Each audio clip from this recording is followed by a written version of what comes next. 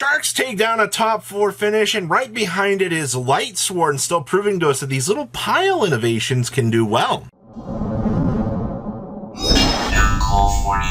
Make sure you guys smash the crap out of that subscribe button so you guys don't miss out on more awesome content. Remember, check out Kong's Cards, discount code IMCO40. I'll leave a link down below so you guys can grab all of your pre-order stuff that you need. They've been running these free tournaments for the community and giving out stuff, so I'm actually really happy to get a chance to comment on these. So, your top 16 for this event is actually pretty impressive. You had 3 Tenpai Dragons and 3 Pure Snake Eyes decks kind of battling it out to kind of see who's going to be walking away, you know, the challenger of this meta. And it's actually pretty impressive to see the ratios for that. And we had 2 Melodious decks in your top 16, which is also pretty good. Melodious has actually proven itself to be a pretty interesting challenger for today's modern era meta. We also had, of course, you're going to have the 1 Yubel, you have a Fire King Snake Eyes, you have a Shark, a Lightsworn, a Flandres, a Traptrix, a Voiceless, and a Yugi pile. That's right, the Shining Sarcophagus making a special finish out here. Now, your top 8 here.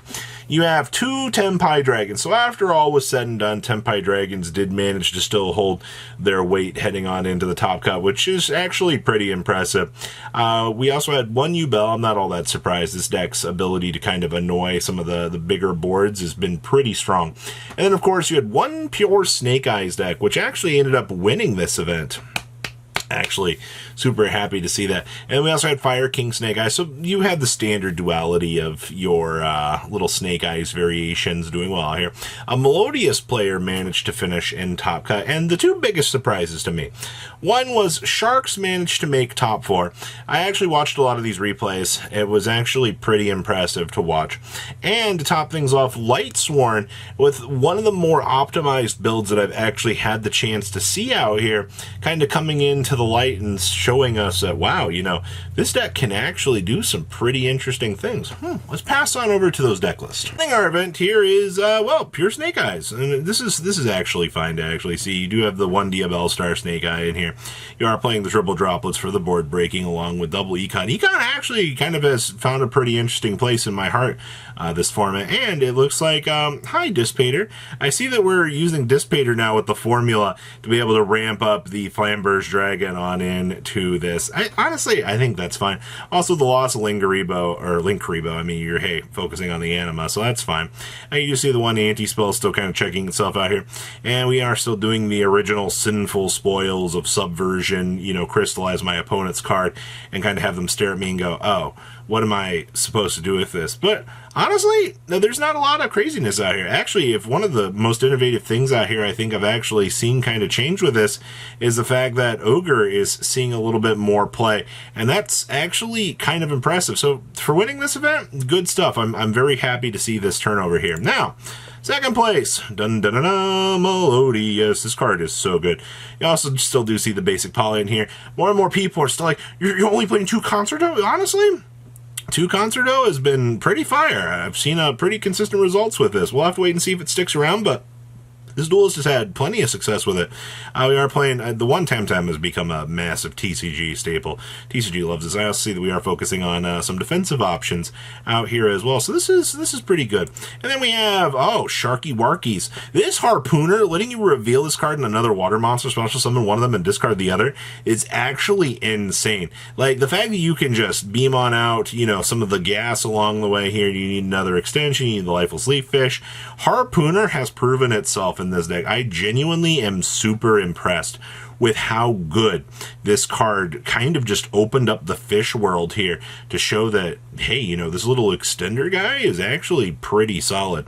All right. Oh, hey, it's our optimized Lightsworn deck. So this is playing 42 cards. He is on double Branded Regained in the main deck, which is actually pretty good. You do see a Punishment Dragon and, of course, the Judgment Dragon. You combine their powers to make the Megazord down here. This thing is actually pretty good. But I tell you, watching this deck go, holy crap, was it an absolute spectacle. I am so impressed to see what this deck could kind of bring to the table. It was nuts. All right. Oh, hey, look, it's our first Tenpai Dragon deck. Sporting off triple copies of Ghost Ogre. I have a feeling this is going to be a pretty big recurring theme out here, as more and more people are kind of going to be looking at this card and going, oh, okay. And you do see the Odd Eyes Meteor Dragon. Hey, guess what? This is another fire monster. Oh, boy. I always love my broken fire monsters. And, of course, still doing the Heat Waves.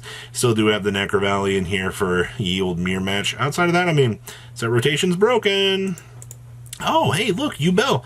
So, to the people out here that have been like, oh, I can't believe you're playing the third form. Honestly, it's good. All right, especially with your Nightmare, Throne interactions. I don't think people have kind of come to the realization of how stupid Nightmare Throne actually is. You're going to be getting a lot of recyclability and pulling these things out. You're going to be doing pretty much a lot of combo lines with this. So, don't underestimate what this card does. The Yubel deck, trust me, it's worth exploring the option. Oh, hey, look, more Tenpai Dragons. Yes, this build actually a little bit more aggressive here. I see we're playing Raigekis in here. Do have the standard Lightning Storms as well. This build also chose to play Double Droplet, which is actually kind of nice. We gotta love more board breakers. And that's 3 Ghost Ogres. I also see we're playing 2 Thunder of Ruler in here as well, and 2 copies of Trap Trick. This really is trying out some of these crazy little things out here to deny the mirror match. Sure. Oh, hey, look, our Fire King build here. Playing the 1 Diabell Star Snake Eyes, which is fine. I see that you're doing pretty much a lot of the same stuff. There's your Drolls. You kind of pretty much come to see and know. Double Ghost Ogre still sticking around out here for this meta. I'm telling you, Ogre is going to be a very, very strong card, and a lot of people are going to continue to kind of look at this and they're going to go, wow, I can't believe Ogre's an option. Yes, it is. Card actually single-handedly is one of the best cards ever. More Melodious here. So this will be our top 16. Still sporting off the Ostinatos. I was built playing the Fusion substitute instead of the, Poly, which, I mean, either or here. You gotta make a decision. I think the Fusion sub is a good card for what you want it for tucking back and regenerating the extra resource. You do see down here we have Deltas and the 1 Gamma. That's pretty standard stuff that you like to see. But outside of that, hello Floodgates. Yeah, this looks pretty straightforward. This deck has got some pretty cool plays. All right. Oh, hey, look, more Snake Eyes. Now, talk about standard out here. You do see the cross-out Detonators in here. You do see the double Veilers coming to do its thing. This build is focusing on the Fucho to guarantee, the turn kind of get back to you. Build is focusing on double Mind Control and a Snatch Steal and a Change of Heart as well. And you can toggle on in through this stuff with this. And we're also playing a copy of Threatening Roar. Hey, well, you just got to make sure you can get the game back to you, and you shouldn't hypothetically lose the game. So, I mean, that's something, I suppose. All right, hello, Flunderies. Sporting off the 1 copy of the Cowrie. I will say that this has been by far, I think, the best TCG exclusive that we've gotten in the last, 2 sets. It definitely had an impact on Flu's ability to kind of stick around the meta. You still do see, yes, there's the Harpy's Featherstorms. And this is something interesting. This build's actually playing Mind Drains out here. The ability to basically use this card to make sure that nothing in your opponent's hand can do anything is actually incredibly strong. And I see they brought the Wabaku for the no battle damage. Okay. Our Trap Tricks duelist out here, still focusing on the triple Parallel Exceeds. We're using the triple Pot of Prosperity to filters, is what I'm kind of used to seeing.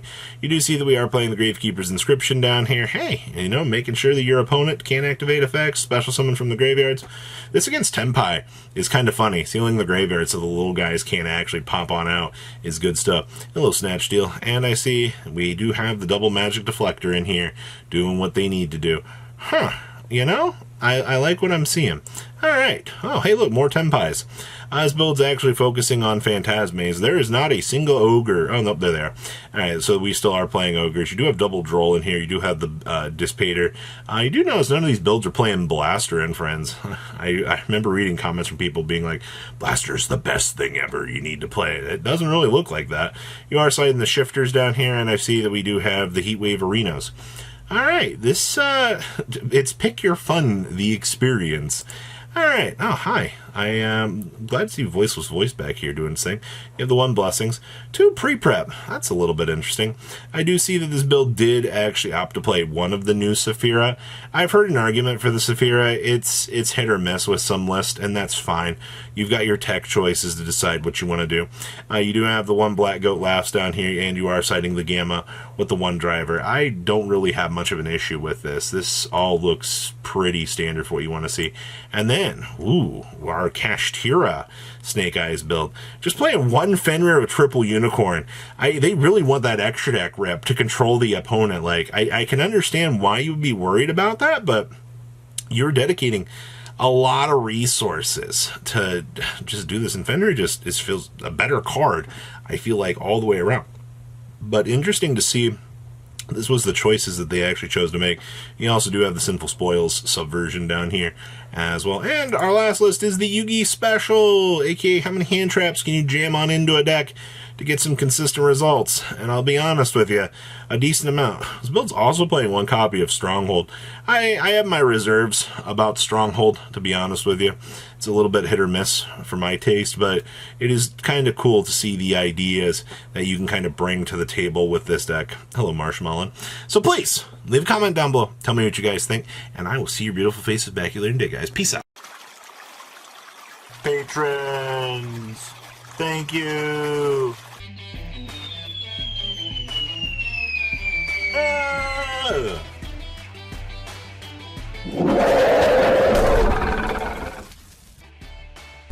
Thank you so much for watching. Check out these other videos.